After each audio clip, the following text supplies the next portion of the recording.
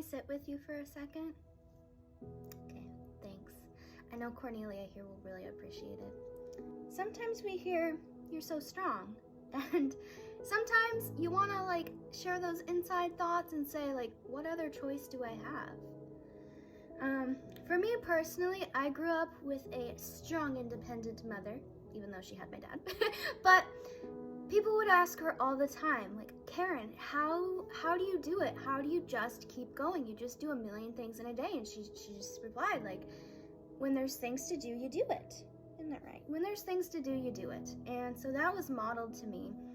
And so when I hear, "You're so strong," I reply with that exact thing that I just showed you or shared with you, is when there's things to do, you do it. And sometimes you definitely want to feel like crumbling up in a ball and crawling back into bed, if I even got out of bed. Let's be honest, we like to snuggle. But sometimes it's just, what other choice do you have? Something in the education field we hear a lot is called chunking.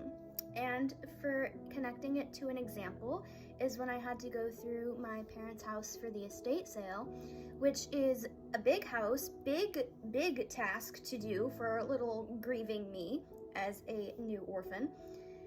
It's just too much. So what you do is you chunk it into smaller, attainable little goals.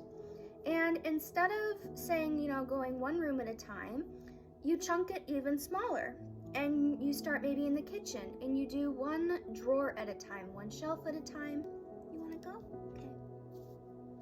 And you do one drawer at a time, one shelf at a time, and just focus on getting through that one small goal at a time. And some people kind of say it differently, like it's one step in front of the other and soon enough you've walked a mile. It's really not being strong because you feel like crumbling on the inside, that's for sure. But it's not necessarily being strong, it's more like persevering through all the obstacles that are in front of you.